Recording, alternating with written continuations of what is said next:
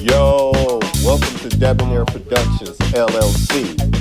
I see ya with your host, Mario Bobino, T. Calloway, signing out.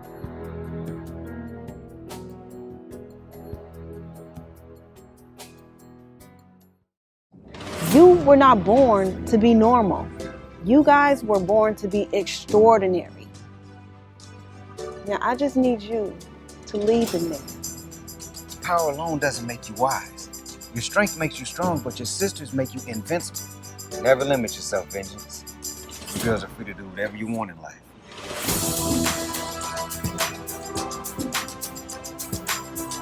It was a human trafficking ring that was busted up last night by some vigilantes. They were female vigilantes. All the camera footage is gone. The girls are blaming the guys, and the guys are so messed up that they can't even make statements. And that's exactly why this city does not need vigilantes. Sounds like the ladies did a good thing. And don't worry, Eva. Your daughters won't even remember they had abilities.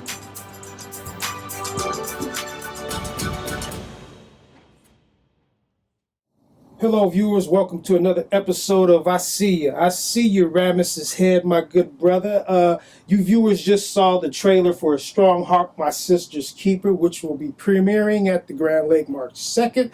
So let's come out and support. That's why we're here today. So, Ram. Yes, sir. My brother from another mother. I feel honored because you don't normally give interviews, but I continue to bug you, and I'm like, you got to give it to you. Your big bro. You're right. Your big cuzzo. So I talked you into it because we go way back. I'm going to say summer of 94, we met at KDOL. But before we get to KDOL, let's take it back to born and raised in Oakland. Right. And these people really need to know a little bit about your history on how intelligent you are. And what I mean by that, you went to Whittier Elementary School and you was awarded a Reading Comprehension Award, which is wow. Whatever you read, you comprehended immediately. Then you went on to Havens Court and got another accolade in your academics. So starting off with that, being born and raised in Oakland, when you was going to Whittier and you got that award, how did it make you feel at an young age? Well, I got a couple of awards when I was in Whittier. I got a award for language and an award for reading comprehension. It was good to get the awards. A lot of people who I grew up with, though, they had issues with how well spoken I was. So, when you grow up in the town, you have to deal with a lot of different personalities and stuff like that. And some of them was like, oh, you talk white. I'm like, well, no, I just speak correctly. So I had to kind of, make myself comfortable around all of the folks who were judging me for trying to do the right thing. But, it's all good. I enjoyed my time there. Whittier was a great experience, and Havens Court was too. But people don't know this.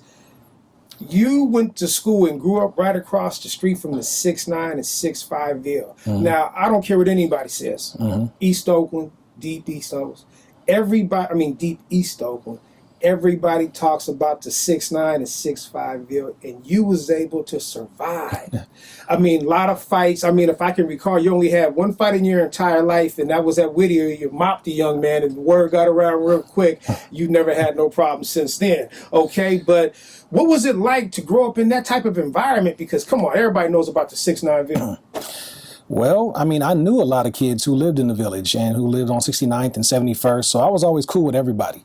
And I was also never one of those kids who claimed the turf or I'm from here, I'm this, I'm that. I was cool with everybody, so it wasn't really an issue for me. I did see a lot of tragic things growing up, but I connected with a lot of people who helped me get past that. Like when I was at Havens Court, I connected with a teacher named Mrs. Barnes, and she was the art teacher, and she showed me some different things that I had never really seen before. So I learned different parts of life working with her.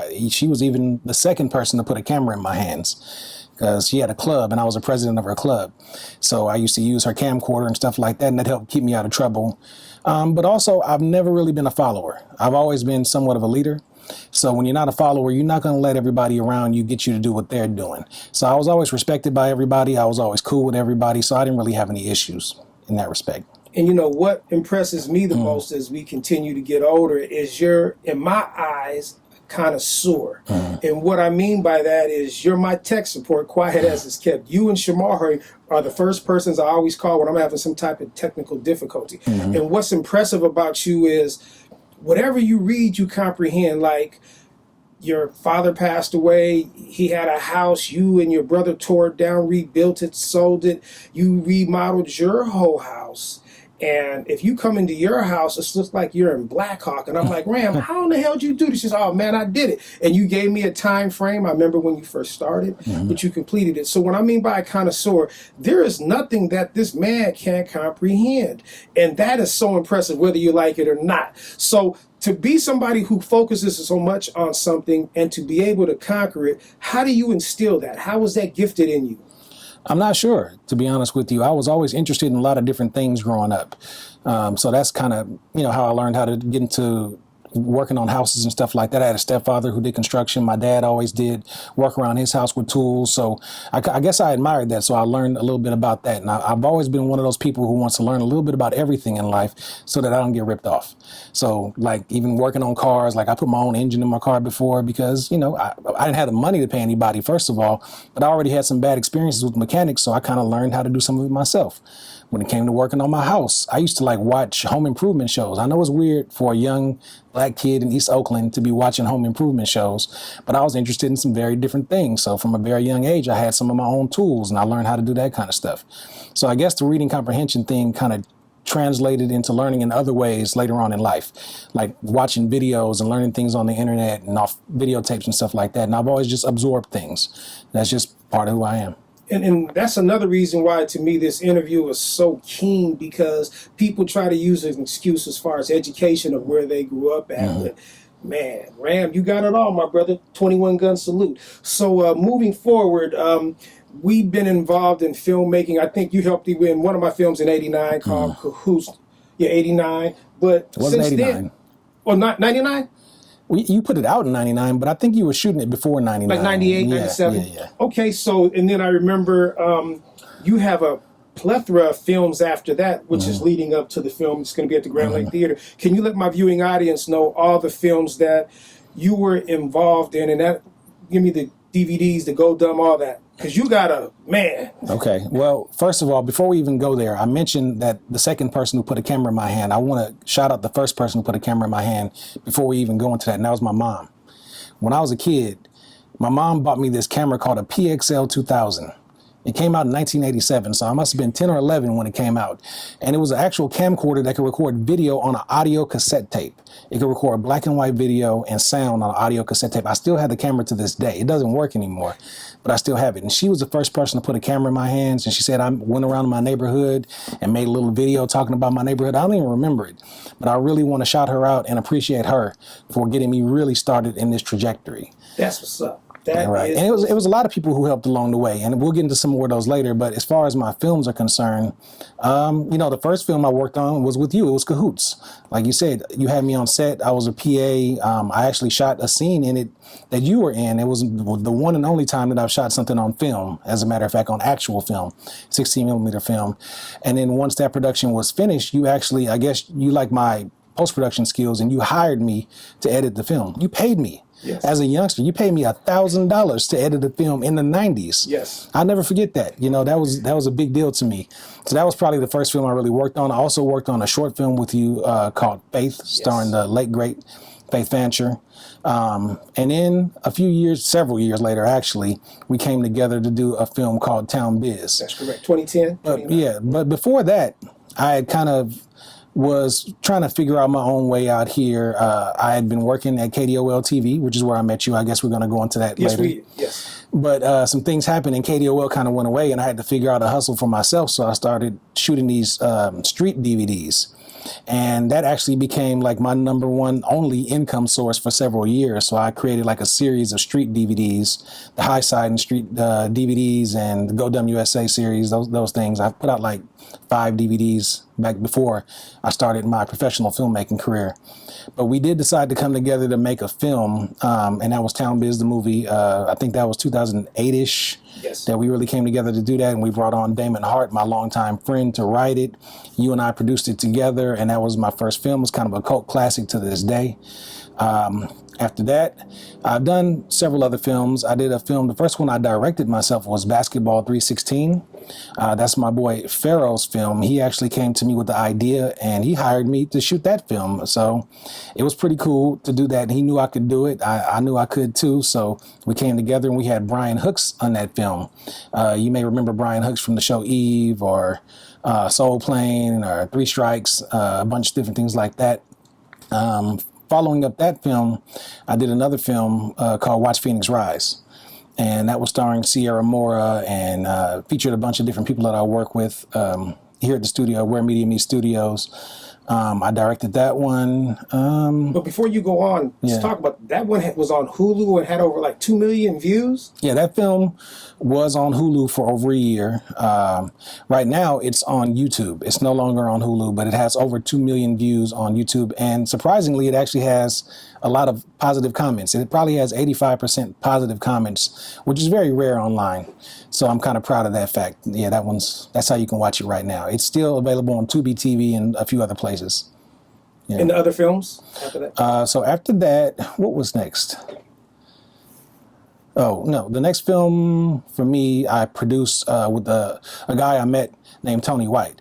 And it was hunting season where we worked with this young director from Fremont, Eduardo Castrillo, and he had this idea for a film, and Tony was a guy who had actually hooked me up with distribution for my previous films. So we came together and produced that film around 2014 or 15. We shot it in Fremont, and we brought in Tom Sizemore and Clifton Powell and several different actors to come be in the film. That was a very cool experience. Maybe a year or so after that, I produced another film with him. This time we went to Los Angeles and we shot a film called Secrets of Deception. And Secrets of Deception had a bunch of, celebrities in it as well. I produced that film with him. It was an interesting experience actually shooting the film in Los Angeles. It didn't make me want to move to Los Angeles and shoot a film. I still feel like my roots are here in the Bay Area, and I still produce my content here. After that one, I've done some for-hire projects as well. I'm not really going to go into those. I would say the next project that I would even really talk about is the one that is going to be premiering at the Grand Lake Theater in March, which is Stronghawk, My Sister's Keeper, which is my action adventure superhero film. You and Dame, which I love about you is because people don't know, when we did Town Biz, we went real 6ix9ine Village. We went real hoodish. So people kind of got on me and you for that. Right. And me and you was like, God damn. So we said we're going to change up our style, but I like how you and Dame went with the sci-fi on this latest film, which I'm very proud of. Thank you. Let's take it back to when we met the summer of 94 at KDOL. Yes. And when we first started, we bumped heads. And I'm going to tell you why. Because I looked at this big young man, and I'm like, dude, how come you ain't playing football? And he was like, hey, man, check yourself, young old bull at the time. I don't need to play football to be successful. And I was looking at you crazy, and you was looking at me crazy. So we butted heads. But as time went on, I knew that you was a connoisseur. Like, this dude is very gifted and talented. That's why I had, hired you to do projects with me. So in my eyes, because I've been at KDOL, I started in 91, you came in 94. But you were, in my eyes, the first youngest director to direct a lot of those shows. You directed a lot of my sports shows and whatnot have you. So what was the KDOL experience like at that time? KDOL, wow. So yeah, I started in KDOL the summer of 1994. The way I got to KDOL was from another influential person in my life. That's Denise Jennings. She was actually teaching a class at Fremont High School where I went to school. And I got hired to be her AV aide.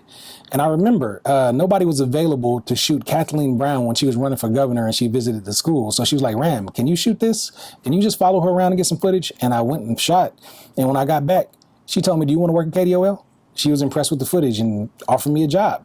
So she was the one who brought me to KDOL, where I met Rob Lamone, I met you, Bill Erickson, Jim Moraga, all these adults, but also a lot of really cool, young, talented people. And it was amazing to me because when I walked in there the first day, I saw all of these young folks actually controlling the TV station. They were in charge of what was going on in the air. They were playing the tapes. They were shooting the footage in the studio. They were directing. They were doing the audio. It was like really amazing to me. So, I adapted to it very quickly. And it didn't take me long to become somewhat of a what Rod would call his star at KDOL, and I became a director for our show called the Homework Hotline, where kids would call in and give help with their work on TV. I wasn't the first one. Shout out to Shamari Smith because he was the first one, and I used to be a technical director for him and doing audio for him, and we expanded on that and added other shows like the Algebra Hotline, Counselor Community Connection Live with Marilyn Harriman. Shout out to you, Marilyn. Of course, your shows, the sports forums. We did a lot of different productions there, and I directed well over 2,000 live on-the-air productions. That kind of stuff is unheard of now. For kids to be able to really control live television and really be live, that just doesn't happen. So I spent a lot of time at KDOL. KDOL is a big part of my success because it kept me away from a lot of the things that I could have been doing out in the streets as a young man. So to this day, I got nothing but love for KDOL. My time there expanded. I'm going to tell you something that happened. In 2002, the state took over the school district. The school district went into something called receivership, where the state took over. And there was this guy who was running the district for the state, trying to basically get their money back that they lost on the district. And he came and he was on our show and positive about everything, and then he fired everybody. So in 2002, it was like, oh, you guys are doing great work. Bye. So all of a sudden, all of our productions we did were all gone. And that's when I started focusing on the street DVDs. And for many years, that's what I did. But around 2007, I would say, I got a call. And it was asking me if I wanted to come down to work on a production. Now, every once in a while, Maryland would come in, there would be a CCC live show over those years, but nothing was really going on at KDOL. Right. It was really dead for many years. But I got this call to come and direct this show. And that's when I met Shonda Scott. And the show was Spotlight. KDOL Spotlight at the time. Now it's Spotlight with Shonda Scott.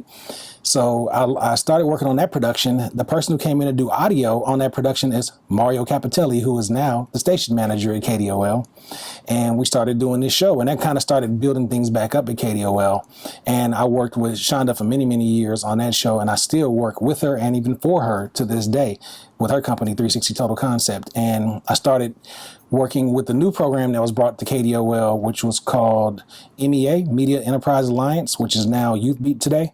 And that now brings kids back into KDOL to learn media skills, to get credit for it, and they also can get paid for it. So it was kind of a resurgence of KDOL, and it was nice to be able to see it and be a part of it coming back.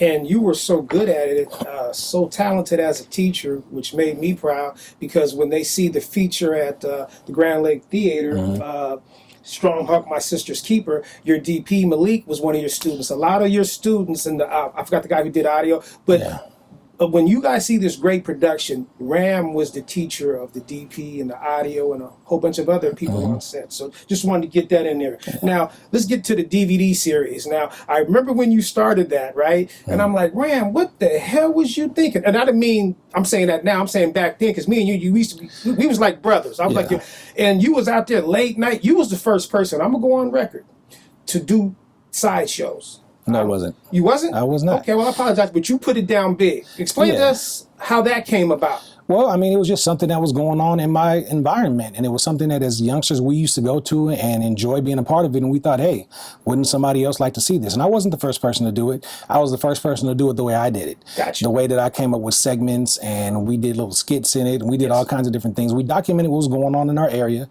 A lot of positive, some negative. It just is what it is. It's part of the Oakland experience. So I think the format that I came up with along with Damon Hart, it was just really popular with people, and they really enjoyed it. Even to this day, people talk about it. I saw Too Short on the interview with Questlove from the what's his name?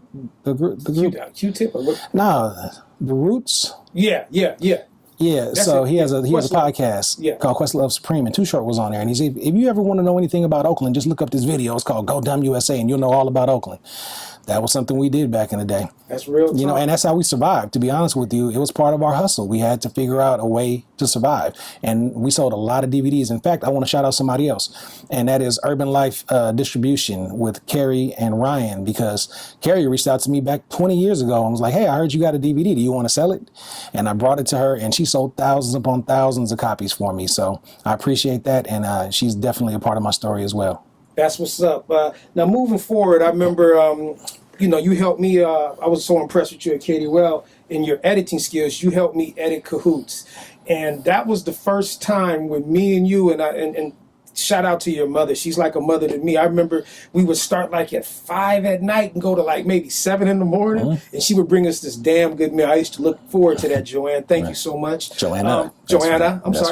But she's like a mother figure to me. Yes. She's always been there for me. So me and Ram were editing, and what was it like to edit with me? Because me and you was like, man, 12 hours deep. What was that experience like? And this was a film as well. Well, I will say this. For me, it was great. It was a cool experience. I was excited to do it. It was also interesting because we were doing it on a computer now. Because when we started, we were not using a computer to edit video. These youngsters now don't know how good they have it. I know I sound like an old man when I say that. But we used to edit on cuts only, tape to tape, matching up audio. And every few seconds, the sound would go off. And things are a lot better now. And even then, it was still challenging. But it was all done digitally. And I had my own editing system. Like, that was amazing to me to be able to have my own system at home where I could edit video, and we were editing a Premiere on a PC, I remember. But we had a lot of good times. We made a great film. I mean, it was great. I enjoyed it. I enjoyed the time, and I enjoyed the experience. Yeah, you was one of my mentors back then, so it was cool to be able to work with one of my mentors and make something like that. Because that was the first time you had to spend 12 hours with somebody. Yes. And we was just like, but I said, Ram, this is what it takes to edit a film. We have to grind this out. So that was a very wonderful experience. So moving forward, like I said, Oakland ain't no joke. The neighborhood that you grew up in is definitely not no joke. How did you survive, man? And what I mean by that is drugs. We all know drugs was prevalent. We witnessed a lot of people we knew was off drugs, and you had, I'm not going to go there, but how did you survive, Ram? Because you used to be kind of bad yourself, my brother. So, well, you could say that, but I mean, part of the Oakland experience, you have to kind of do what your peers are doing. Even though I'm not a follower, I still had lots of friends who weren't doing what I was doing. So I was getting into the weed and stuff like that back in the day. I wasn't selling it, but I was smoking it. But I quit that back in 2000. Yeah, I'm very proud. But again, like I said, it's about not really being a follower. When you're not a follower, you can survive almost anything because you're not going to just do everything everybody else is doing around you because they're doing it. You know, I grew up in the hood. I still live in the hood, but the hood don't have to live in you. You know, you can do what I got values that were instilled in me by my parents, by a lot of good people who I grew up around me, a lot of adults. There were a lot of people in my life who helped me get to where I am today, and I'm still learning and I'm still evolving to this day. But yeah, you can be from Oakland and you can be whatever you want to be. Yeah, you can be from East Oakland by the Village and all the rest of that. That's not going to stop you from doing what you want to do if you really want to do it. Yeah, because when it comes to technical or any advice, I'll put Ram up against anybody in the world. That's how much I think highly of you, my brother. You're my number one guy, and I'm like, I don't care. New York, LA, you going up against Ram, and I guarantee you won't win. So moving forward, what I also admired about you is I remember, I may have the story wrong, but you was working at the Oakland airport, and I remember it was kind of like your first job, and then I remember they kind of didn't pay you right. You told me this story, how you almost broke the door because you was upset, but that turned the clock on inside your head to make you want to become an entrepreneur. Right. And since that day, you have been an entrepreneur. And I want to say, was that since like 2002 or? No, that was like 98, 90. That was in the 90s when that happened. But since then, you became your own entrepreneur. A lot of people are afraid and intimidated by that. Like me, I became an entrepreneur, but I still had my 9 to 5. Right. You survived without that. I'm like, this man is incredible. So tell us about that experience about becoming your own entrepreneur. All right. Well, the job you're talking about was at a place where they made food to go on the airlines. And I had the job probably less than a year, to be honest. I used to have to get up at like 3 or 4 in the morning and go there and make all these sandwiches for these airlines and make all these fruit bowls. And I really didn't like the job. I was doing it because I needed some extra money. But I ended up getting a supervisor who I really didn't like. He didn't like me.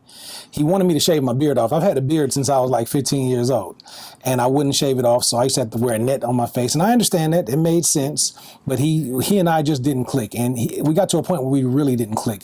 And I decided it wasn't worth it for me because at the time I was only making like $7 an hour there. But at KDOL, I was making over 20. So I'm like, why am I even doing this? And that's what made me quit, to be honest with you. And I never looked back. That is the only job I ever had in my life, or at least as an adult, that wasn't media related. And that's what's up. And I commended you for that. Like, damn, Ram, you doing this. But like I said, connoisseur people. Now, moving forward, let's talk about Strong Hawk, my sister's keeper. I saw it numerous times because, I always get to see the first cut. The acting, Sierra, Cara, Karen, Farrell, everybody did an outstanding job.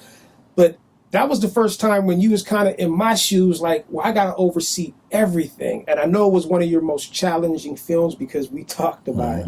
Why was that film so challenging? Well, it was my most challenging film. It wasn't my first time because I have directed. That's my third feature that I directed, so I was in charge of a lot on the others. But this one was just a bigger challenge. I mean, we're trying to do a superhero film. It's something that we were afraid to even try to do for many years. This idea has been around probably for like the last 6 or 7 years. I would talk to Damon about it, and we try to just revise the idea and try to make it something that's more and more possible, something we can pull off on screen. But ultimately, what really made me decide to do it is, like you said, I had these youngsters that I work with from KDOL who were my students, and those students really took their careers to the next level and showed me that they were really serious about what they did. So like Melhik Hailu and Damari Lawrence, that is my DP and my audio recorder. Those guys really are a big reason why the film exists now. Them and about 14 other people, and most of them were under 25 years old. And they were all really down to really make this a reality. So because of them, I went ahead and put in the time. We ended up putting in 15-hour days on the weekends, for like 23, 24 days. I mean, these people did the kind of work on this film they wouldn't do for a job. They would quit if they were told, you got to work 15 hours today and tomorrow and then go back to work the next day. They would quit.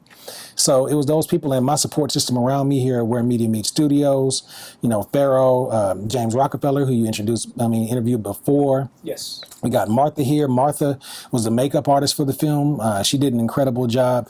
Karen, I can't speak well enough about her. She was an actor in the film, but also a producer. She was also in charge of the location. She got us some incredible locations. So when you look at the film, you see these locations that look like we had some real money. We didn't. The money for this film came out of my pocket, straight up. And what it really paid for was for food and transportation. We had some actors who, during the course of the film, moved to Los Angeles. They came back and forth 7, 8, 9 times from Los Angeles to finish this film because they were dedicated to it. I had an actor in the film who moved out the country and came back to finish a scene for the film. So it was a lot of really dedicated people. None of this could happen if it was just me or me and Dame. It was because of all the people around us who supported the project and saw it through to the end. And that's what was so impressive to me because, you know, me and you, we talk all the time. And to have all these people want to come back and work for you, I said, damn, Ram, you got the gift. So 21 gun salute to that, my brother. Thank you. So we got a premiere at the Grand Lake, which you couldn't be shown at a better place. So how are you feeling about that March 2nd, you know, coming up? Well, I can tell you this. The film was supposed to come out in 2020. The reason the film didn't come out in 2020 is because we got a worldwide pandemic. That changed everything. That changed the film festival structure. It changed all of our plans. So I'm really happy that we're able to do something in person now. I had to wait much longer than I wanted to, but I'm thinking that this is kind of how it was meant to be. There is nothing like the Grand Lake Theater in Oakland. That is it. That is the top of the top for me. There are other places that you could go to. There are lots of other options these days. But for me, being at the Grand Lake means a lot. I think it's going to mean a lot for the people who are in the film to see themselves on the big screen, the really big screen. We got the 650-seat theater. It's going to be great. It's going to be, you know, photographers. It's going to be really nice. And I appreciate it. And I appreciate you for hooking me up with the owner of the Grand Lake. You know, that was a big deal, too. Well, come on, you like my little brother, man. Anything I could do, you know I'm always there for you. Even though we did butt heads, but you know, oh, yeah. But you was like my younger brother. I was like your uncle. So, but no matter what, like I told you earlier, if I had to go into an alley with somebody, Ram is one of my hitters. I'm sorry to say, it's like 4 other people, but Ram is definitely some. Hey, Ram, I need you. Right. In addition to this film, for those that won't be able to make it, how will they be able to see this epic film? Because this is an epic film, viewers. Well, I would say in April they'll start seeing it on different streaming services. I haven't finalized all the services it'll be on. It'll definitely be on Amazon Prime. It'll likely be on several others, but we'll make sure that it's well publicized so people can get a chance to check it out. So, Ram, I thank you, man, for taking this time out to let your older brother do this interview. But people really need to know, or people's going to be asking me, how could they get in contact with you? So can you give us all your social media platforms? Well, my website, first of all, is historyinthemaking.tv. My company is History in the Making Entertainment. You can reach me at Ram History Maker on Instagram and also on YouTube, Ramasses Head on Facebook, and on LinkedIn. And last, I know how much love you have for your mother and your deceased father. If you could tell your mother anything, because I know, man, you and her is like, man, like OJ was down with AC, but it's more deeper than that. But I know your mother means the world to you. Yes, she does. What would you like to tell your mother right now? Well, my mom already knows I love her. I let her know that all the time. It's almost something that's unsaid. So, you know, she got me started. She always supports me through everything. Our relationship is different than a lot of people have with their parents. You know, we're more of a team. I support her, she supports me, and, you know, I love her and I appreciate her forever. And my dad, you know, a lot of the stuff I do and I dedicate to him, because I remember he got to see some of the things that I did. He got to appreciate my street DVDs. He was like, oh, you a hustler like me, when he saw that. Because my dad used to like sell at the flea market. He used to refinish furniture. He had all kind of hustles that he did throughout his life. But I love him. I love everybody who's supported me thus far. And I, you know, thank you for this time and thank you for giving me this interview. Well, Ramasses head, my good brother, the mother from another brother, which is myself. Thank you so much, 21 Gun Salute, and let's get a strong support for my sister, my strong hunk, my sister's keeper. Please come out and support. And Ram, once again, 21 Gun Salute, my brother. Thank you. Yo, thanks for watching. I see you with your host, Mario Bobino. We out. T. Calloway.